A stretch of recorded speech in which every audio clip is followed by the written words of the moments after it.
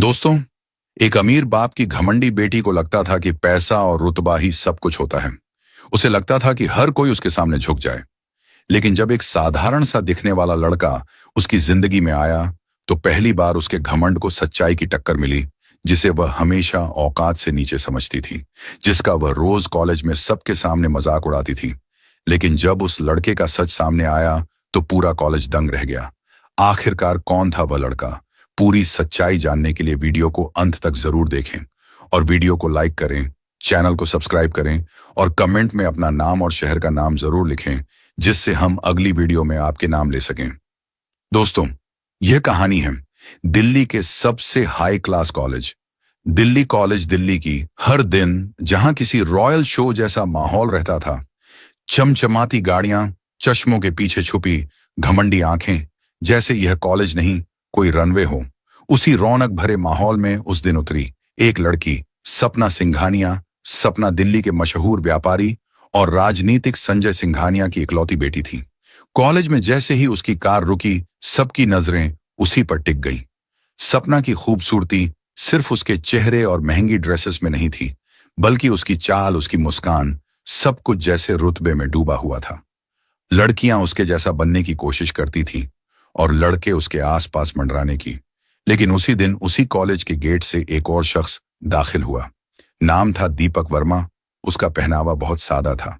हल्की रंग की टी शर्ट, पुरानी जीन्स, चेहरे पर गजब का आत्मविश्वास और आंखों में एक अजीब सी स्थिरता, जैसे उसको किसी चीज की जरूरत नहीं, कोई दिखावा नहीं, बस अपनी कहानी।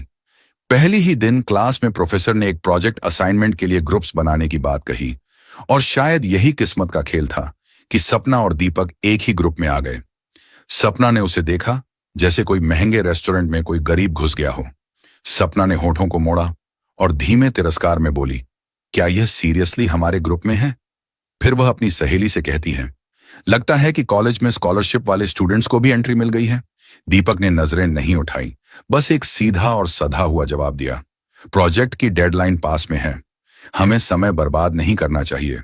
उसका जवाब सीधा था, लेकिन उसमें जो ठहराव था वह सपना को भीतर तक छुप गया। वह तो हमेशा यही सोचती थी कि उसके सामने सब झुक जाते हैं या फिर बदल जाते हैं। लेकिन दीपक उस पर तो जैसे उसकी बातों का कोई असर ही नहीं हो रहा था। वो तो जैसे उसकी मौजूदगी को तवज्जो ही नहीं दे रहा था। बस वहीं से शुरू हुआ एक टकराव, रुतबे और सादगी के बीच का। उस दिन के बाद सपना ने जैसे ठान ही लिया था कि वह इस सीधे साधे दीपक को उसकी औकात दिखाकर रहेगी। हर बार, हर मौके पर, लाइब्रेरी, कैंटीन, क्लासरूम, वो उसकी सादगी को लेकर ताने कसती, उसके कपड़ों पर टिप्पणी करती और उसके शांत स्वभाव को कायरता समझकर उसे नीचा दिखाने की कोशिश करती। एक दिन जब दीपक कॉलेज की लाइब्रेरी में बैठा पुरानी किताबों के पन्ने पलट रहा था, उसके चेहरे पर वही पुराना ठहराव था। उसी वक्त सपना अपनी सहेलियों के साथ अंदर आई और जोर से बोली, अरे अभी तक तुम किताबों से पढ़ाई करते हो? अभी तक तुमने स्मार्टफोन नहीं खरीदा पूरी लाइब्रेरी में? उसकी आवाज गूंज गई। कुछ लोग हंसे, लेकिन दीपक ने किताब से नजरें नहीं हटाई। सिर्फ एक हल्की सी मुस्कान के साथ बोला, ज्ञान का जरिया मायने रखता है, उसकी कीमत नहीं। वह जवाब था या आईना? सपना कुछ पल को खामोश हो गई, लेकिन उसका अहंकार फिर बोल पड़ा। अगले दिन कैंटीन में जब दीपक थाली में कुछ साधारण सा खाना लेकर एक कोने में बैठ गया, सपना ने सबके सामने कहा, वाह, लगता है किसी गांव की मेज से खाना पैक करवा कर लाया है। कॉलेज में तो बर्गर पास्ता का चलन है मिस्टर दीपक। इस बार दीपक ने सीधा उसकी आंखों में देखा और बेहद शांति से जवाब दिया, भूख पेट की होती है, स्टाइल की नहीं। खाना पेट भरने के लिए खाता हूं, सोशल मीडिया पर दिखाने के लिए नहीं।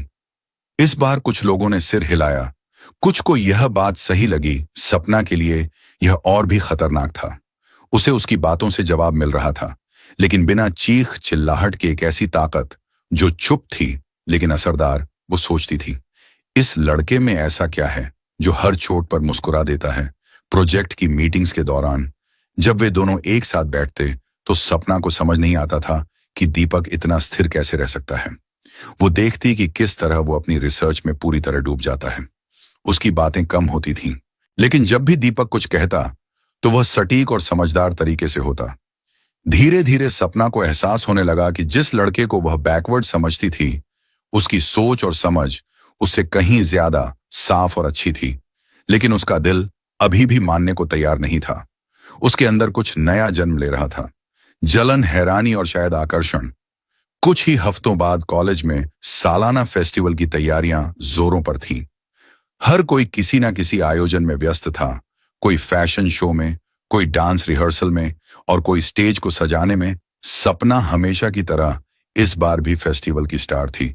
उसकी डिजाइनर ड्रेस, लाखों की कीमत वाला लहंगा, परफेक्ट मेकअप और कैमरों के सामने चमकती मुस्कान, वो एक शो टॉपर की तरह नजर आ रही थी। लेकिन इस बार उसका ध्यान बार किसी और की ओर भटक रहा था। दीपक वर्मा स्टेज के पीछे तकनीकी टीम के साथ काम कर रहा था और सबको शांत लेकिन मजबूती से निर्देश दे रहा था। उसका चेहरा हल्की पसीने की चमक के साथ और भी शांत और आत्मविश्वासी लग रहा था। सपना कुछ देर उसे देखती रही और फिर अपने अंदाज में स्टेज के पीछे जाकर बोली, ओह हेलो टेक्नीशियन बाबू, स्टेज पर आने की हिम्मत नहीं होती क्या? बस पीछे छिपकर काम करना आता है? दीपक धीरे से मुस्कुराया और नजरें मिलाकर कहा, सपना, हर किसी का स्टेज अलग होता है। कोई तालियों के बीच खड़ा होता है और कोई उन तालियों के पीछे की मेहनत में। उसका जवाब सीधा दिल के आर पार चला गया। सपना कुछ पल चुप रही, लेकिन जैसे ही उसने पीछे पलटकर दीपक को फिर से देखा, इस बार उसकी नजर में कुछ था। शायद इज्जत, शायद कोई सवाल, एक चैरिटी ऑक्शन जिसमें दिल्ली के कई बड़े बिजनेसमैन शामिल होने वाले थे। सपना को पूरा यकीन था कि उसके पापा संजय सिंघानिया इस नीलामी में सबसे महंगी पेंटिंग खरीदेंगे, जैसे हर बार। लेकिन इस बार जब नीलामी शुरू हुई और बोली लाखों से बढ़ते हुए करोड़ों में पहुंची, तो अचानक एक आवाज आई, 5 करोड़। पूरा हॉल चुप हो गया। सबके चेहरे हैरानी में थे और मंच पर खड़े एक व्यक्ति ने कहा, सर, क्या आप पेंटिंग कॉलेज को डोनेट करेंगे? जिस शख्स ने वो बोली लगाई थी वो धीरे धीरे मंच की ओर बढ़ रहा था और जब उसका चेहरा सामने आया तो हॉल में सन्नाटा छा गया। वो कोई और नहीं, दीपक वर्मा था। सादा कपड़ों में रहने वाला, सबकी नजर से दूर रहने वाला, वही दीपक। और फिर माइक पर जैसे ही उसकी पहचान बताई गई, मिलिए दीपक वर्मा से, भारत की सबसे बड़ी टेक्नोलॉजी का संस्थापक और सीईओ। सपना के होश उड़ गए। वो दीपक जिसके कपड़े देखकर वह ताने कसती थी, जिसके खाने पर हंसी उड़ाती थी, असल में वह एक अरबपति इंसान था जिसने कॉलेज में अपनी पहचान छिपाकर सिर्फ इसलिए दाखिला लिया ताकि वह एक आम छात्र की जिंदगी जी सके और सच्चे रिश्तों को पहचान सके। पूरे कॉलेज में फुसफुसाहट थी। लड़कियां अब उसके आसपास मंडराने लगी थीं। लड़के उससे दोस्ती करने को आतुर थे, लेकिन सपना उसके हाथ से जैसे कुछ बहुत कीमती फिसल चुका था। कॉलेज की गलियों में अब हर कोने में बस एक ही नाम गूंज रहा था, दीपक वर्मा। जिसे लोग नजरअंदाज करते थे, अब उसी को देखने के लिए भीड़ उमड़ रही थी। कॉरिडोर में चलना मुश्किल हो गया था। लड़कियां सेल्फी लेने के खोज रही थीं और लड़के उसे भाई कहकर अपना बनाने में लगे थे।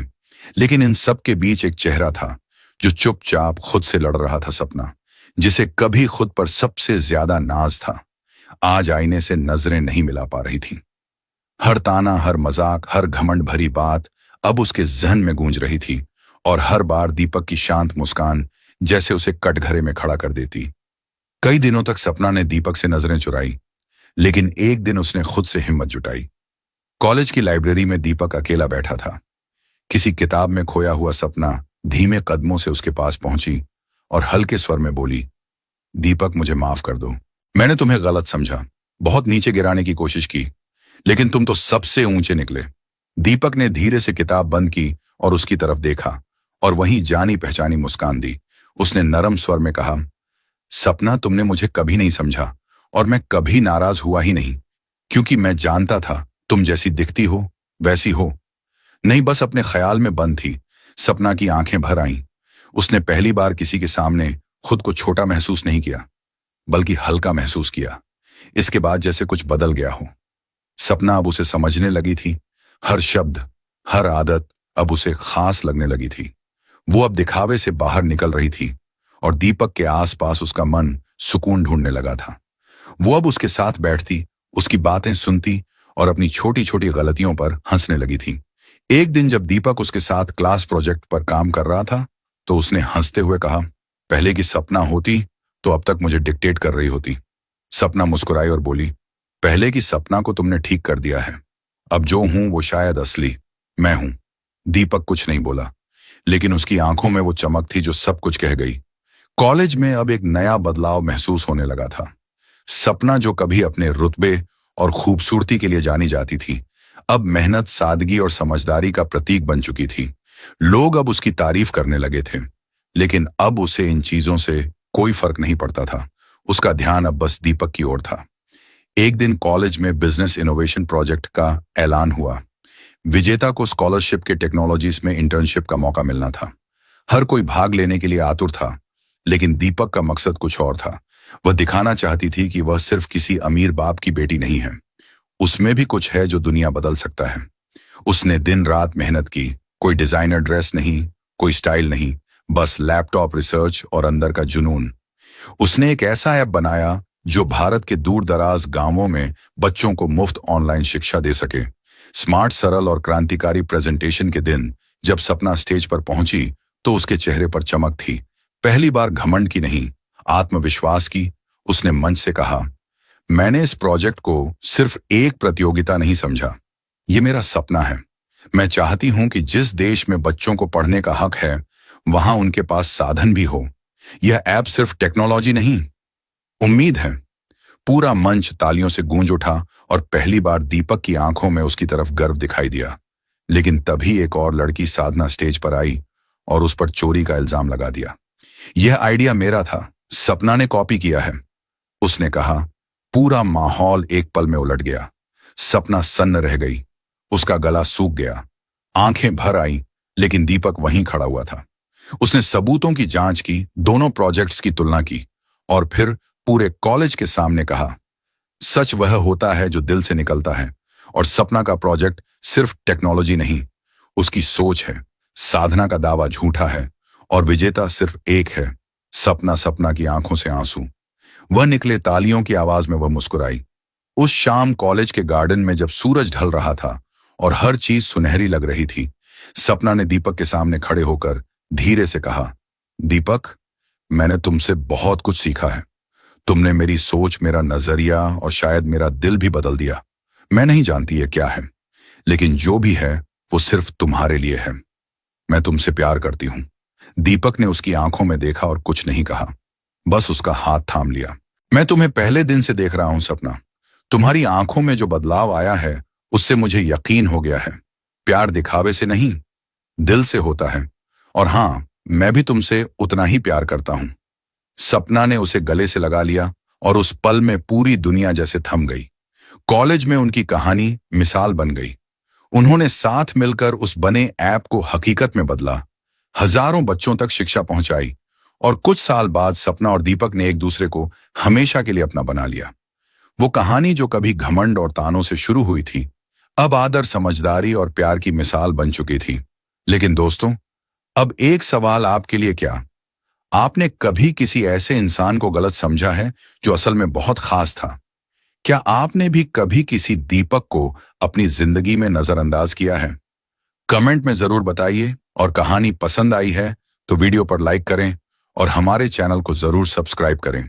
मिलते हैं अगले वीडियो में नई कहानी के साथ। जय हिंद, जय भारत, धन्यवाद।